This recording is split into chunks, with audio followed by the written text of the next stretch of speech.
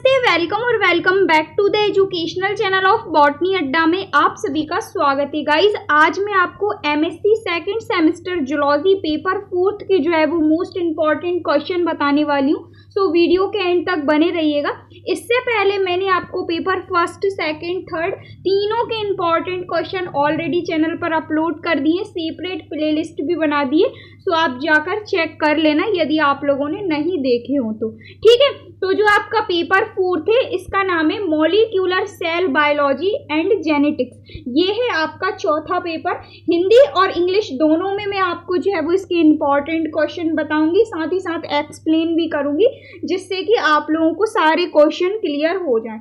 इससे पहले यदि आपने इसका सिलेबस चेक नहीं किया है तो चेक कर लेना। काफ़ी सारे टॉपिक आपके न्यू ऐड हो गए हैं और काफ़ी सारे टॉपिक पुराने आपके हट गए हैं। ठीक है, सिलेबस का जो पीडीएफ है वो मैंने आपको टेलीग्राम पर शेयर कर दिया है, तो टेलीग्राम पर जाना, पीडीएफ आपको मिल जाएगा, डाउनलोड कर चेक कर लेना। न्यू 2024-25 में आने वाले जो आपके एग्जाम है उसके अकॉर्डिंग, ऑथेंटिक सिलेबस के अकॉर्डिंग मैं आपको इम्पॉर्टेंट क्वेश्चन देने वाली हूँ। तो चलिए फिर स्टार्ट करते हैं। आपका जो पेपर 4 थे molecular cell biology and genetics, इसके अंतर्गत आपकी 5 यूनिट्स दी गई हैं। एक एक करके हम पांचों ही यूनिट को देखेंगे। सबसे पहली जो आपकी यूनिट है इसके अंतर्गत सबसे पहला one of the most important question है सूक्ष्म तंतु और सूक्ष्म नलिकाओं से रिलेटेड। जो आपके सूक्ष्म तंतु हैं इनको माइक्रोफिलामेंट्स के नाम से जाना जाता है, और जो आपकी सूक्ष्म नलिकाएं हैं इनको माइक्रोट्यूब्स के नाम से जाना जाता है। ठीक है, कभी कभी इनका हिंदी नेम भी हिंदी मीडियम में माइक्रोफिलामेंट्स और माइक्रोट्यूब्स करके आता है। सो आप कंफ्यूज मत होना और दोनों नाम देख लो अच्छे से। सूक्ष्म तंतु को कहते हैं माइक्रोफिलामेंट्स और जो सूक्ष्म नलिकाएं होती हैं उनको कहते हैं माइक्रोट्यूब्स। ठीक है, तो क्वेश्चन बनता है यहाँ से आपके एग्जाम में, सूक्ष्म तंतु और सूक्ष्म नलिकाओं की संरचना और इसकी गतिशीलता का वर्णन कीजिए। Explain structure and dynamics of microtubes and microfilaments and microtubes. ठीक है, नेक्स्ट क्वेश्चन है क्वेश्चन नंबर 2, कोशिकीय परिवहन से रिलेटेड। ये जो आपका कोशिकीय परिवहन है इसको सेल्यूलर ट्रांसपोर्ट के नाम से जाना जाता है। इसका जो सक्रिय और निष्क्रिय परिवहन है ये जो क्वेश्चन है अधिकतर आपके एग्जाम में पूछा जाता है। इनफैक्ट आपका जो कोशिकीय परिवहन है इसके अंतर्गत आप सक्रिय और निष्क्रिय टॉपिक जो है, सक्रिय निष्क्रिय परिवहन टॉपिक, इसको ही कवर करना। ठीक है, तो क्वेश्चन यहाँ से बनता है आपका कोशिकीय परिवहन क्या होता है, सक्रिय और निष्क्रिय परिवहन को समझाइए। कोशिका के अंतर्गत जो सक्रिय और निष्क्रिय परिवहन है इसका आपको एक्सप्लेनेशन देना। What is cellular transport, describe the active and passive transport. ठीक है, नेक्स्ट क्वेश्चन है आपका जैव झिल्ली। जैव झिल्ली क्या होती है, सबसे पहली बात इसकी अच्छे से डेफिनेशन आपको देखना है, देन इसकी संरचना आपको करना है, इसका स्ट्रक्चर आपको करना है, काय से मिलकर ये बनी होती है, देन इसके फंक्शन, इसके कार्य आपको देखना है। Explain the structure, composition and function of biomembrane. कभी कभी हिंदी में आपका बायोमेम्ब्रेन ही हिंदी में लिखा आता है। ठीक है, तो बायोमेम्ब्रेन को ही जैव झिल्ली कहते हैं या फिर जैव झिल्ली को ही बायोमेम्ब्रेन कहते हैं। नेक्स्ट और क्वेश्चन नंबर 4 थे आपका अंतःकोशिकीय परिवहन का संक्षेप में वर्णन कीजिए। Right a short note on intracellular transport. Very very very important question है आपका इंट्रासेल्यूलर ट्रांसपोर्ट। ठीक है, नेक्स्ट और 5th नंबर का क्वेश्चन है आपका काइनेसिस और डाइनेइन। ये जो आपका काइनेसिस और डाइनेइन है ये भी आपका वेरी इंपॉर्टेंट टॉपिक है, और यहाँ से जब भी क्वेश्चन आया है ना हमेशा इसी टाइप का आया है कि काइनेसिस और डाइनेइन पर संक्षिप्त टिप्पणी लिखिए। हिंदी और इंग्लिश दोनों में इसको काइनेसिस और डाइनेइन के नाम से ही जाना जाता है। Describe role of kinesis and dynein. Okay, तो ये 5 क्वेश्चन आपको कवर करना है यूनिट फर्स्ट के अंतर्गत। प्रत्येक यूनिट से मैं आपको 5-6 क्वेश्चन ही प्रोवाइड करूंगी, मात्र इनको आपको अच्छे से देख लेना है। इससे हटके आपके ना कुछ सिलेबस में दिया है, ना ही इससे हटके आपके एग्जाम में क्वेश्चन बनेंगे। ठीक है, आपका सिलेबस मैच हो तो जरूर इन सारे क्वेश्चन को आप अच्छे से कर लेना। देन इसके बाद अब हम चलते हैं हमारी यूनिट 2 की तरफ। तो जो आपकी यूनिट 2 है इसके अंतर्गत भी मैं आपको 4 से 5 क्वेश्चन ही दूंगी। सबसे पहला जो क्वेश्चन है वो है आपका गैप जंक्शन से रिलेटेड। ये जो आपका गैप जंक्शन है इसको जो है वो कनेक्शन के नाम से भी जाना जाता है, ठीक है। कनेक्शन कहो या गैप जंक्शन कहो, बात एक ही है, तो कंफ्यूज मत होना। What are gap junction and connexins, ठीक है, अलग अलग भी आ जाएगा तो आपको जो है वो देख लेना, दोनों सिमिलर ही टाइप के हैं, ठीक है। अलग अलग टॉपिक आपके एग्जाम में दिए हुए हैं, आपके क्वेश्चन दिए हुए हैं, लेकिन दोनों आपके सिमिलर हैं, सेम नहीं है, ठीक है, सेम नहीं है, आपके दोनों में हल्की सी सिमिलैरिटी है, ठीक है। तो गैप जंक्शन और कनेक्शन क्या होता है दोनों को आपको देखना है। सेकंड क्वेश्चन है आपका इंटीग्रिंस। इंटीग्रिंस क्या होते हैं, संक्षेप में इनको समझाइए, हिंदी इंग्लिश दोनों में इनको इंटीग्रिंस के नाम से ही जाना जाता है। वेरी इंपॉर्टेंट टॉपिक है आपका। नेक्स्ट और थर्ड नंबर का क्वेश्चन है आपका सेल सिग्नलिंग। सेल जो सिग्नलिंग है इसको जो है वो इंग्लिश में भी सेल सिग्नलिंग ही कहते हैं। क्वेश्चन यहाँ से बनता है, सेल सिग्नलिंग से आप क्या समझते हैं, विस्तृत वर्णन कीजिए। What do you understand by cell signaling? Explain in detail, ठीक है। नेक्स्ट और फोर्थ नंबर का क्वेश्चन है आपका सेल सरफेस। जो आपका सेल सरफेस रिसेप्टर्स हैं ये क्या होते हैं, हिंदी और इंग्लिश दोनों में इसको सेल सरफेस रिसेप्टर्स के नाम से ही जाना जाता है। क्वेश्चन भी आपका एज इट इज ही बनता है दोनों मीडियम में, ठीक है। नेक्स्ट और फिफ्थ नंबर का लास्ट क्वेश्चन है आपका यूनिट सेकंड से, सेकंड मैसेंजर सिस्टम क्या होता है। वेरी इंपॉर्टेंट सिस्टम है आपका सेकंड मैसेंजर सिस्टम, ठीक है। तो ये 5 क्वेश्चन आप कवर करेंगे यूनिट सेकंड के अंतर्गत। सारे क्वेश्चन वेरी इंपॉर्टेंट है, सारे क्वेश्चन प्रीवियस ईयर आपके पूछे गए हैं, ठीक है। अब हम चलते हैं हमारी यूनिट थर्ड की तरफ। तो जो आपकी यूनिट थर्ड है इसके अंतर्गत जो आपका पहला क्वेश्चन है, one of the most important question है, जीन्स और डीएनए के गुणसूत्रीय संगठन को समझाइए। वेरी वेरी वेरी इंपॉर्टेंट है आपका क्वेश्चन, हर बार एग्जाम में बनता है। Explain chromosomal organisation of gene के अंतर्गत डीएनए का क्रोमोसोमल ऑर्गेनाइजेशन यानी गुणसूत्रीय संगठन आपको एक्सप्लेन करना है, ठीक है। नेक्स्ट और सेकंड नंबर का क्वेश्चन है आपका जीनोम संगठन। इसको इंग्लिश में कहा जाता है जीनोम ऑर्गेनाइजेशन। क्या होता है जीनोम संगठन, कैसा होता है जीनोम ऑर्गेनाइजेशन, संक्षिप्त टिप्पणी यहां से आपकी पूछी जाती है। ये भी आपका वेरी इंपॉर्टेंट टॉपिक है, ठीक है। नेक्स्ट और थर्ड नंबर का आपका जो क्वेश्चन है इसके अंतर्गत 2 क्वेश्चन दिए हुए हैं आपके, ध्यान से सुनना। एक क्वेश्चन 100% आपको आपके एग्जाम में देखने को मिलेगा, इसलिए कह रही हूँ ध्यान से सुनना, ठीक है। तो ये जो है आपके थर्ड नंबर का जो क्वेश्चन है इसके अंतर्गत 2 क्वेश्चन है। सबसे पहला जो क्वेश्चन है यहां से आपका क्वेश्चन पूछा जाता है Ca++ आश्रित, यानी इसको कहते हैं Ca++ डिपेंडेंट हीमोफिलिक कोशिका के अंतर्गत सेल एहेशन को समझाइए।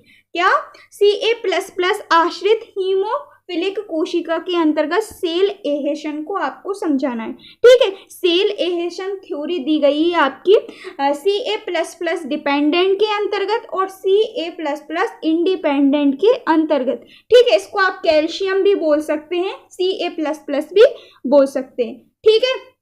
तो आपका कैल्शियम आश्रित हीमोफिलिक कोशिका के अंतर्गत सेल एहेशन थ्योरी और कैल्शियम अनाश्रित हीमोफिलिक कोशिका के अंतर्गत सेल एहेशन थ्योरी आपको दोनों की दोनों देख लेनी है।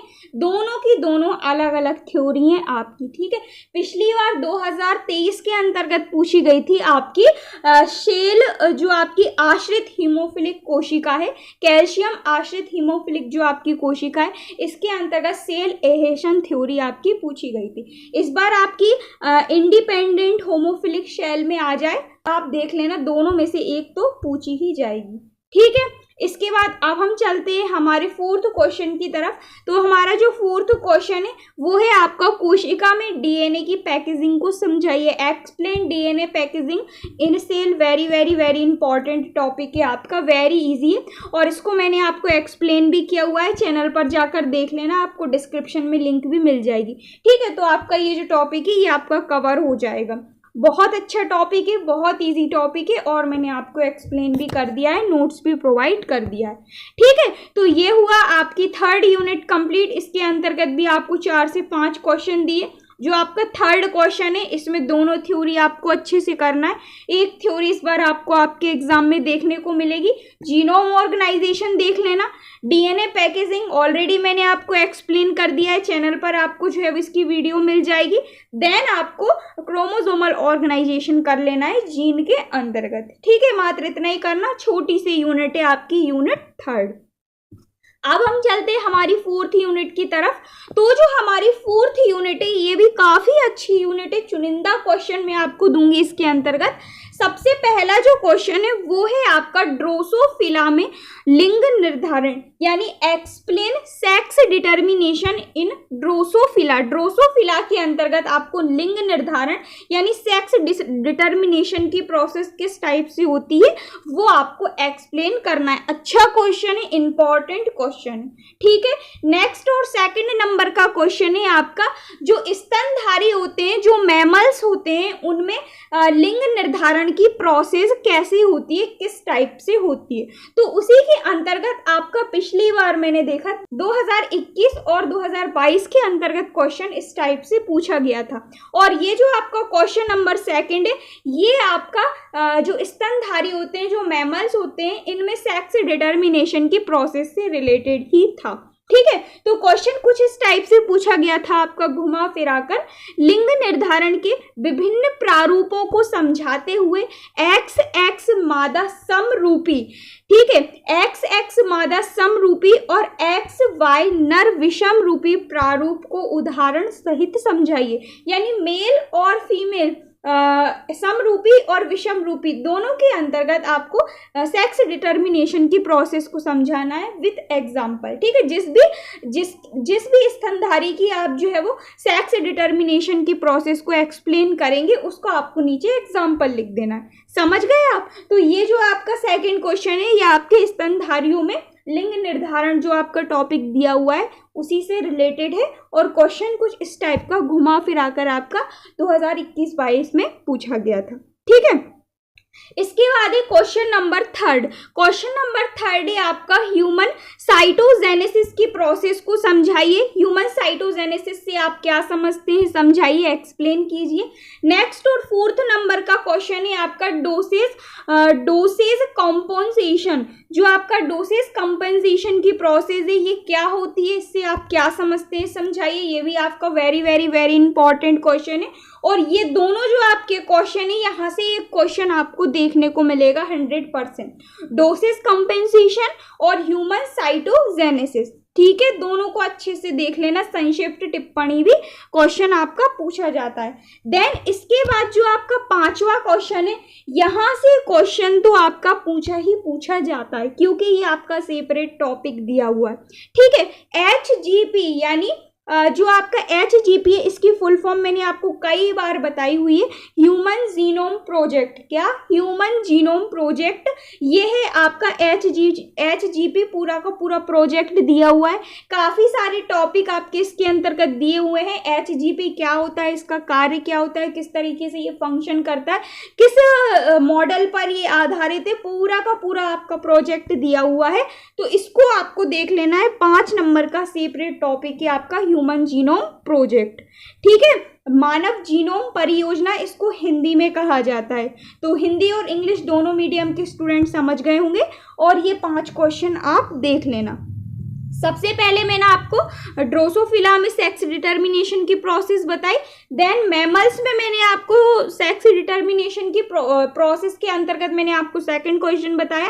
थर्ड मैंने आपको ह्यूमन साइटोजेनेसिस, फोर्थ मैंने आपको डोसेज कंपनसेशन और फिफ्थ मैंने आपको ह्यूमन जीनोम प्रोजेक्ट। ये 5 क्वेश्चन मैंने आपको बताए हैं। इनसे हटके आपको आपके एग्जाम में यूनिट 4 से अलग क्वेश्चन देखने को नहीं मिलेगा, ठीक है। तो ये 5 क्वेश्चन आशा करती हूँ आपको क्लियर हुए होंगे। देन अब हम चलते हैं हमारी लास्ट यूनिट की तरफ जो कि है हमारी यूनिट 5th। इसके अंतर्गत पहला क्वेश्चन है आपका, भ्रूण में यानी जो आपका एम्ब्रियो होता है, इसके अंतर्गत आपके आनुवांशिक रोगों के कारण एवं निदान के लिए की जाने वाली विधियों का वर्णन करना है। जो भ्रूण होता है, जो आपका एम्ब्रियो होता है, इसके अंतर्गत कई टाइप की बीमारियां होती हैं, ठीक है, आनुवांशिक भी होती हैं, इसके अलावा भी होती हैं। तो इनके कारण क्या होते हैं, जब वो बीमारियां हो जाती हैं तो उसके निदान की क्या क्या प्रोसेस होती हैं, क्या क्या मेथड होती हैं, वो आपको देखना है। यूनिट 5 के अंतर्गत सेपरेट आपका टॉपिक दिया हुआ है, ठीक है। इंग्लिश में यदि मैं आपसे कहूँ तो explain reason and method of parental screening and diagnosis of genetic disorder, ठीक है। नेक्स्ट क्वेश्चन है आपका ट्रांसजेनिक एनिमल से रिलेटेड, वेरी इंपॉर्टेंट है आपके ट्रांसजेनिक एनिमल्स, इंग्लिश हिंदी दोनों में आपके ट्रांसजेनिक एनिमल्स के नाम से ही जाना जाता है ये आपका टॉपिक, ठीक है। क्वेश्चन बनता है आपका ट्रांसजेनिक एनिमल्स क्या होते हैं, इनके अनुप्रयोगों को एक्सप्लेन कीजिए, साथ ही साथ जो आपकी जेनेटिक इंजीनियरिंग है उसके अंतर्गत ट्रांसजेनिक एनिमल्स का क्या रोल होता है, क्या महत्व होता है, वो आपको बताना है। इसके जो अनुप्रयोग हैं उनको आपको अच्छे से कर लेना है, ठीक है। इसके बाद है आपका क्वेश्चन नंबर 3। क्वेश्चन नंबर 3 के अंतर्गत आपको जीन लाइब्रेरी अच्छे से करना है, इसको इंग्लिश और हिंदी दोनों में जीन लाइब्रेरी के नाम से जाना जाता है। साथ ही साथ आनुवांशिक काउंसलिंग क्या होती है वो भी आपको देख लेना है। आनुवांशिक जो आपकी काउंसलिंग है इसको जेनेटिक काउंसलिंग के नाम से जाना जाता है, ठीक है। देन इसके बाद है आपका क्वेश्चन नंबर 4। ये जो आपका क्वेश्चन नंबर 4 है, यहाँ से आपके 2 क्वेश्चन पूछे जाएंगे, ठीक है। 100% यहाँ से आपको आपके एग्जाम में 2 क्वेश्चन देखने को मिलेंगे और एज इट इज पूछे जाएंगे। संक्षिप्त टिप्पणी लिखिए। सबसे पहला टॉपिक है आपका फंक्शनल जीनोमिक्स, ठीक है। पिछली बार पूछा गया था आपका 22-23 के अंतर्गत, ठीक है। फंक्शनल जीनोमिक्स क्या होती है, आपकी कार्यात्मक जीनोमिक्स क्या होती है। इसके बाद सेकंड है आपकी स्ट्रक्चरल जीनोमिक्स, इसको संरचनात्मक जीनोमिक्स के नाम से जाना जाता है। देन थर्ड है आपका जेनेटिक स्क्रीनिंग क्या होती है, ठीक है। हिंदी इंग्लिश दोनों में इसको जेनेटिक स्क्रीनिंग के नाम से जाना जाता है, आनुवांशिक स्क्रीनिंग। देन इसके बाद 4th है आपका human gene therapy, very very very important है आपकी ह्यूमन जीन थेरेपी। चारों topic one of the most important topic है आपके, ठीक है। 100% आपको यहाँ से 2 क्वेश्चन जरूर देखने को मिलेंगे। तो यूनिट 5 के अंतर्गत ये चारों टॉपिक अच्छे से कर लेना, जीन लाइब्रेरी देख लेना, ट्रांसजेनिक एनिमल्स देख लेना, साथ ही साथ जो आपका एम्ब्रियो, जो आपका भ्रूण होता है, इसके अंतर्गत जो जो आपकी डिसीज होती हैं, इनके क्या कारण होते हैं, क्या निदान होते हैं, कौन सी मेथड होती है, वो आपको देख लेना है, ठीक है। तो ये आपका सेपरेट 5 नंबर का क्वेश्चन है पूरा का पूरा, क्योंकि ये आपके सिलेबस में हाईलाइट करके दिया हुआ है क्वेश्चन नंबर 1, ठीक है। तो ये हुआ आपके यूनिट 5 के अंतर्गत 4 से 5 क्वेश्चन यहाँ से भी मैंने आपको दिए। जैसा कि मैंने आपसे कहा था प्रत्येक यूनिट से मैं आपको 4 से 5 क्वेश्चन दूंगी, मैक्सिमम 6 क्वेश्चन मैं आपको प्रोवाइड करूंगी प्रत्येक यूनिट से। तो इस टाइप से आप लगा सकते हैं, प्रत्येक यूनिट से मैंने आपको 5 क्वेश्चन दिए, यानी आपकी जो पेपर 4 थे इसके अंतर्गत 5 यूनिट थी, तो मैंने आपको 25 यानी टोटल 25 से 26 क्वेश्चन दिए हैं, जिनको आपको अच्छे से कर लेना है। काफ़ी कम क्वेश्चन देती हूँ, जितने भी क्वेश्चन देती हूँ मैं आपको one of the most important होते हैं, जैसा कि मैं आपको बताती हूँ।